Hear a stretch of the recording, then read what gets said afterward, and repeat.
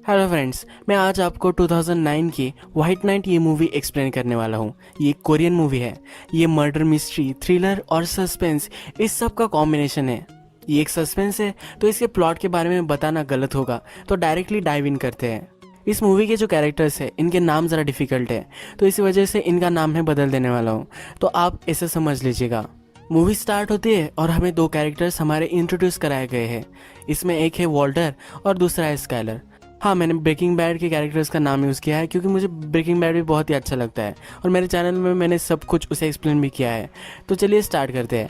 हम देखते हैं कि वॉल्टर जो होता है एक आदमी का वो मर्डर कर रहा है और इसी वक्त स्काइलर एक अपने बॉयफ्रेंड के साथ इंटीमेट हो चुकी है।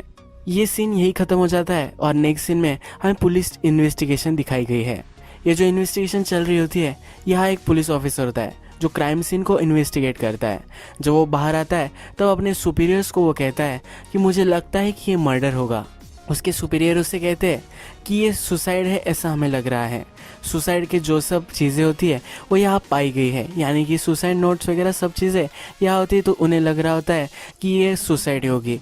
पर वो जो डिटेक्टिव होता है उससे शक होता है कि ये मर्डर है। ये मूवी जो चल रही है ये दो अलग अलग टाइम पीरियड में चलती है। ये 15 साल पहले और 15 साल बाद इस तरह से मूवी चलती रहती है। तो 15 साल बाद का यानी कि जो अब प्रेजेंट है वहाँ का ये सीन था। फिर से हमें 15 साल पहले जो सीन है वो हमें नेक्स्ट दिखाया गया है। इसमें भी एक मर्डर हुआ होता है। इस सीन में भी एक मर्डर के लिए कुछ पुलिस ऑफिसर वहाँ जाते हैं। यहाँ इस सीन को इन्वेस्टिगेट करने वाला जो हमारा मेन कैरेक्टर है इसका नाम हम हैंक रखेंगे। हैंक जब इस सीन पर पहुंचता है तो उसका फोरेंसिक एक्सपर्ट यहाँ जो सब कुछ हुआ है इसके बारे में सब कुछ बता देता है। यहाँ एक आदमी का मर्डर हो चुका होता है और एक शार्प वेपन से उसे मार दिया होता है। हैंक को फिर पता चलता है कि ये आदमी अंदर मरा हुआ था और कोई भी दरवाजे से बाहर नहीं गया है, यानी कि जो डोर था वो अंदर से बंद था। तो ये बहुत ही सस्पिशियस होता है। फिर हैंक फॉरेंसिक वाले से पूछता है कि जो मर्डर करने वाला आया होगा वो कहाँ से आया होगा। फिर वो फॉरेंसिक वाला उससे कहता है कि ये चिमनी से आया होगा। वहाँ एक चिमनी होती है, उस नैरो पाइप से वो आया होगा, ऐसा उसे बताता है। फिर हैंक उसे पूछता है कि इससे कौन आ सकता है। फिर वो उसे कहता है कुछ बच्चे थे जिन्हें शिप में हैंग आउट करना अच्छा लगता है और ये एबंडन शिप है तो इसलिए वो यहाँ हैंग आउट करने के लिए आए हुए थे, तभी इन्हें बॉडी मिल चुकी थी। इस क्राइम सीन पर फिर हैंक को एक टेप भी मिल जाती है। अब एक क्राइम सीन से वो अपने पुलिस स्टेशन में आ जाते हैं। अपने पुलिस स्टेशन में आने के बाद उसका जो सुपीरियर होता है वो इस केस पर डिस्कस कर रहा होता है। इस केस में उन्होंने फिगर आउट किया होता है कि जो सस्पेक्ट है वो एक औरत है। ये वही औरत होती है जिसको जो आदमी मर चुका है वो हमेशा पैसे भेजता रहता था। उस औरत का उस विक्टिम से कनेक्शन था, उन दोनों की रिलेशनशिप थी। ये एक अफेयर था क्योंकि विक्टिम की वाइफ और लड़का दोनों थे, पर ये अफेयर वो उस औरत के साथ कर रहा था। ये जो औरत होती है जो सस्पेक्ट होती है तो उसने उससे बहुत सारे पैसे भी लिए होते हैं।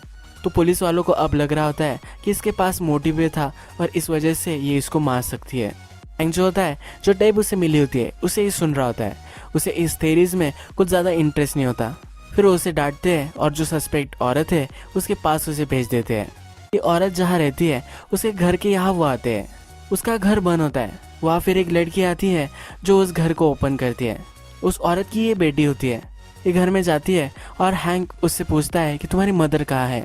उसे अंदर आना होता है पर वो लड़की पहले उसका बैच पूछती है, उसके बाद ही उसे अंदर आने देती है। ये लड़की बहुत ही केयरफुल होती है। जब ये अंदर आती है तब उनसे ज़्यादा कुछ बोलती नहीं। ये अपनी जो बुक होती है वही पढ़ने लग जाती है। ये जो बुक वो पढ़ रही होती है ये बहुत ही फेमस होती है और हैंक इस बुक को अब नोटिस करता है। मैं आपको यही बता दूं कि ये जो छोटी लड़की है इसी का नाम ही स्काइलर है। जैसा हमने मूवी के फर्स्ट में देखा था कि किसी आदमी के साथ वो इंटीमेट हो चुकी थी, तो यही वो स्काइलर है। फिर हैंक उससे क्वेश्चन पूछना स्टार्ट कर देता है। वो कहता है कि जो आदमी मर चुका था क्या तुम उसे जानती हो। वो कहती है कि हाँ मैं उसे जानती हूँ। फिर वो पूछता है कि तुम उसे कैसे जानती हो। वो कहती है कि वो कभी कभी यहाँ आया करता था। थोड़ी देर में स्काइलर की मदर भी वहाँ जाती है। स्काइलर की मदर वहाँ आकर उनसे पूछती है कि तुम लोग यहाँ क्यों आए हो। फिर उसे कहते हैं कि तुमने उससे पैसे लिए थे और कभी पे बैक नहीं किया था, तो इसी वजह से हम इन्वेस्टिगेट करने के लिए आए हैं। फिर स्काइलर की मदर डिटेक्टिव को बाहर जाने के लिए बोलती है। वो अंदर आकर स्काइलर से बात करती है। वो कहती है कि तुमने कुछ बताया तो नहीं ना। स्काइलर कहती कि नहीं, मैंने कुछ भी नहीं बताया है। स्काइलर फिर कहती है कि कुछ पैसों के लिए हम अब ये सब नहीं कर सकते। उसकी मदर उस पर चिढ़ जाती है और बोलती है कुछ पैसे, अगर पैसे नहीं होगे तो तुम क्या स्ट्रीट पर रहोगी, तुम्हें अपना माउथ शट रखना है, कुछ तुम्हें किसी को कुछ भी बताना नहीं है। फिर ये कहकर उसकी मदर वहाँ से चली जाती है। इसके बाद मूवी के प्रेजेंट में हम फिर से आ जाते हैं और हमें स्काइलर एक स्कूल में टीचर है ये दिखाया जाता है। वॉल्टर हमें एक ट्रेन स्टेशन पर दिखता है और आज उसका बर्थडे होता है। एक लॉकर में हो जाता है और वहाँ उसके लिए एक गिफ्ट रखा हुआ होता है। वो देखकर उसके चेहरे पर स्माइल आ जाती है। नेक्स्ट सीन में हम देखते हैं कि एक मिलियनर आदमी अपने हेलीकॉप्टर से नीचे उतरता है। वो एक जगह जाता है जहाँ पे वो बड़ा सा कॉम्प्लेक्स बनाने वाला होता है। उसने एक डिटेक्टिव को हायर किया होता है। उससे वो बात करता है तो डिटेक्टिव उसे कहती है कि मुझे एक चीज़ गलत लगी थी। ये जो डिटेक्टिव होती है इस मिलियन ने क्यों हायर की होती है, इसके पीछे एक रीज़न है। जो अपनी स्काइलर होती है वो इस मिलियनियर के साथ सोती हुई हमें पहले सीन में दिखी थी, यानी कि इन दोनों में रिलेशनशिप है और अपनी रिलेशनशिप को आगे लेकर जाना चाहता है। तो इसीलिए उसका बैकग्राउंड चेक कर कर उसमें कुछ गड़बड़ तो नहीं है ये वो चेक कर रहा होता है। इसी वजह से इस इन्वेस्टिगेटर को उसने हायर किया होता है। तो इन्वेस्टिगेटर उसे कहती है कि जो स्काइलर है ये एडॉप्टेड है। ये जब वो कह देती है तो मिलीनियर वहाँ से चला जाता है और इस डिटेक्टिव को और भी काम करना होता है। ये मिलीनियर फिर स्काइलर से मिलने आता है। स्काइलर एक फैशन डिज़ाइनर होती है और उसके लिए एक बड़ा सा शोरूम खोल कर दे रहा होता है। तो स्काइलर इसके लिए उसे थैंक यू बोलती है। वो कहती है कि छोटा सा भी अगर तुम कर देते तो भी ठीक रहता, इतना बड़ा तुम्हें करने की कोई भी ज़रूरत नहीं थी।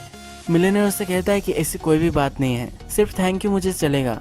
नेक्स्ट सीन में हमें दिखता है कि स्काइलर का जो भी रूटीन होता है वो जहाँ भी जाती है वह प्राइवेट इन्वेस्टिगेटर उस पर हमेशा नजर रख रही होती है। वॉल्टर जो होता है वो एक बार में काम करता है, उसकी गर्लफ्रेंड भी उसके साथ वही काम करती है। फिर से हमें मूवी पास्ट में दिखाई गई है। 15 ईयर्स पास्ट में हम जाते हैं और हमें दिखता है कि जो हैंक है वो जिस आदमी मर चुका था उसके घर पर आया है। वो उसके वाइफ से मिलता है। वहाँ का जो सर्वेंट होता है उससे भी बातें करता है। वो उनसे पूछता है कि जब ये मर्डर हुआ था तो तुम सब लोग क्या कर रहे थे। तो उसे कहते हैं कि हम एनिमल किंगडम देख रहे थे। फिर ये डिटेक्टिव पूछता है कि इस पर कौन सा शो चल रहा था। उससे कहते हैं कि एक मंकी था, उसका बेबी मर चुका था तो उसे ड्रैग करते हुए जंगल से जा रहा था। यही शो यही एपिसोड चल रहा था। विक्टिम का जो बेटा होता है वो नीचे नहीं होता तो ऊपर जाकर अपने रूम में वो होमवर्क कर रहा होता है। तो हैंक वही भी आ जाता है। जो वहाँ पहुँचता है तो वहाँ वही बुक दिखती है जो स्काइलर के पास थी। हैंक फिर उस लड़के से अपना नाम पूछता है। वो उससे कुछ क्वेश्चन पूछना चाहता है पर जो विक्टिम था उसका जो सर्वेंट है वो वहाँ आ जाता है। वो उससे डिस्टर्ब कर देता है, उसे बात नहीं करने देता। ये जो बच्चा है इसी का नाम वॉल्टर है, जो हमें मूवी के प्रेजेंट में भी दिख रहा है, जिसने एक आदमी का अभी भी मर्डर किया है। ये वही वॉल्टर है। ये जो सर्वेंट होता है जाते जाते डोर में उससे बात कर जाता है। वॉल्टर को कहता है कि हमने जैसा रिहर्सल किया है वैसा ही तुमने बताया या नहीं, उससे पूछ रहा होता है। फिर नेक्स्ट सीन में हम फिर से मूवी के प्रेजेंट में आ जाते हैं। जैसा हमने देखा था कि एक आदमी का मर्डर हो चुका था, वॉल्टर ने ही उस आदमी को मारा है और ये जो आदमी अभी अभी मरा है ये वही सर्वेंट था जो 15 साल पहले वॉल्टर के घर में काम कर रहा था। वॉल्टर ने उसी के सर्वेंट को मार दिया है। अब ये सर्वेंट के केस के लिए जो डिटेक्टिव है वो वॉल्टर की मदर के यहाँ आया हुआ होता है। उसके मदर से क्वेश्चन पूछ रहा होता है। फिर उससे क्वेश्चन करता है और पूछता है कि जब तुम्हारा हस्बैंड मर चुका था तो उसके बाद तुम सर्वेंट के साथ रही थी। उसे कहती कि हाँ, तब मैं यंग थी। फिर वो पूछता है कि तुम्हारे सन का क्या, वो अब कहाँ है। वॉल्टर की मदर को वो कहाँ है ये मालूम नहीं होता। फिर ये डिटेक्टिव पूछता है कि क्या वो अपने फादर से प्यार करता था। वो कहती है कि हाँ, वो उससे प्यार करता था। फिर जो मदर होती है उसे क्वेश्चन ज़्यादा होने लग जाते हैं तो डिटेक्टिव को जाने के लिए बोलती है। जिससे हम 15 साल पहले तक पहुँच जाते हैं। वहाँ पर जो छोटी स्काइलर होती है वो अपने मकान मालिक के यहाँ आती है। उसे कहती है कि डोर बंद हो चुका है और मेरी मदर कहाँ है मुझे पता नहीं, प्लीज़ मुझे मेरे घर का डोर ओपन कर दो। फिर वो मकान मालिक उसके साथ जाता है और जब वो डोर ओपन करता है तो स्काइलर की मदर वहाँ मरी हुई पड़ी हुई होती है। जो गैस होता है वो ऑन होता है और सबको लगता है कि ये सुसाइड है। पुलिस वहाँ आती है और हैंक भी यहाँ होता है। हैंक पूरा क्राइम सीन देखता है और वहाँ उसे एक लाइटर मिलता है। इस पर जो साइन बना हुआ होता है ये जो पहले विक्टिम था उसके बेल्ट पे भी था, यानी कि स्काइलर की मदर अब मरी है, इसके खिलाफ और एक एविडेंस उसे मिल गया है। अब ये जो केस होती है इस केस में एक एविडेंस जो थी वो ये औरत ही थी, यानी कि स्काइलर की मदर ही थी। तो अब ये मर चुकी है तो इसी वजह से वो अब ये केस बंद कर दे रहे होते हैं। पर अभी भी हैंक को लग रहा होता है कि यहाँ कुछ तो गड़बड़ है। उसे सेटिस्फाइड नहीं लग रहा होता। स्काइलर की मदर ने सुसाइड नहीं की है ऐसा उसे लग रहा होता है। यहाँ हमें हैंक का पार्टनर जो होता है वो बोलता हुआ दिखता है कि उसने एक टेस्ट ली है जिससे वो एक सुपीरियर ऑफिसर बन सकता है, उसका प्रमोशन हो सकता है। हैंक इसे इतना भी सीरियसली नहीं लेता। हैंक फिर भी इस केस पर काम कर रहा होता है। जब वो मर्डर सीन की फोटोग्राफ्स देखता है तब उसे पता चलता है कि अगर गैस ऑन था तो उस पर जो करी थी वो बॉयल होकर उसे नीचे गिर जाना चाहिए था। ऐसा तो कुछ भी नहीं हुआ था। ये चीज़ वो अपने सुपीरियर को कहता है। उसका सुपीरियर उसके मानता नहीं और कहता है कि ये केस बंद हो चुकी है, तुम्हें इतना ज़्यादा इस पर सोचना नहीं है। उसे केस बंद करने के लिए बोल देता है। हैंक इस पर चिढ़ जाता है, उसे ये नहीं करना होता और वहाँ से वो चला जाता है। हैंक फिर जिस शिप पर वॉल्टर के फादर मरे थे उस शिप पर आ जाता है। वहाँ उसने अपने बेटे को लाया हुआ होता है। जिस चिमनी से मर्डर आया था उसी चिमनी से एक बच्चा ही जा सकता है, तो इसीलिए वो अपने बच्चे को वहाँ लाता है। उसके बच्चे को क्रिसमस के लिए एक बाइसिकल चाहिए होती है, तो इस लालच में वो एक काम करने के लिए रेडी होता है। हैंक का सन जब नीचे उतर रहा होता है तो हैंक उतना ज़्यादा उस पर ध्यान नहीं देता। वो स्मोकिंग कर रहा होता है और बहुत ही इर्रिस्पॉन्सिबल होता है, तो उसका बच्चा वहाँ से गिर जाता है और वहाँ नीचे गिरकर वो मर जाता है। वैसे हम मूवी के प्रेजेंट में आते हैं और जो डिटेक्टिव थी वो मिलीनियर के पास आई हुई होती है और उसे कहती है कि जो स्काइलर है उसका एक स्टॉकर हुआ करता था। फिर वो मिलीनियर से कहता है ये जो स्टॉकर है इसके बारे में तुम सब कुछ पता करो और इसका सब सही ठिकाना लग जाना चाहिए। वो मिलीनियर कहता है कि जब भी मैं स्काइलर के पास जाता हूँ तो मुझे कुछ अलग लगता है, मुझे ये फीलिंग अब नहीं चाहिए, तो इसलिए उसे क्लोजर चाहिए होता है। इसी वजह से इस स्टॉकर का पता लगाकर उसे ठिकाने लगाने के लिए इस इन्वेस्टिगेटर को बोल रहा होता है।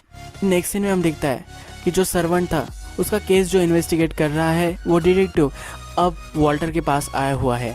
वॉल्टर से पूछता है कि जब वो सर्वेंट मरा था तब तुम कहाँ थे। वॉल्टर कहता है कि तब मैं सोया हुआ था। वॉल्टर की नेक पर एक निशान होता है, वो भी ये डिटेक्टिव नोटिस करता है। ये जो डिटेक्टिव होता है फिर वो हैंक के पास आता है। अब 15 साल गुजर चुके हैं तो हैंक की भी अब एज हो चुकी है, उसे डायबिटीज़ है और इससे उसे तकलीफ होती रहती है। वो हैंक के पास जाता है और उससे कहता है कि जब तुम इस केस पर थे, यानी वॉल्टर के फादर जो मर चुके थे उस केस पर जब तुम थे, तब तुम्हारे बच्चे के मर जाने के बाद 2 साल तक तुमने इस केस को परस्यू किया था। तुम्हारा डिवोर्स भी हो चुका था, फिर भी तुम इसी केस पर लगे पड़े थे। तो उससे वो पूछ रहा होता है कि क्या उसे कुछ ज़्यादा मालूम है, पर हैंक उसे कुछ भी इन्फॉर्मेशन नहीं देता और चले जाने के लिए इग्नोर कर देता है। जो मिलीनियर होता है उस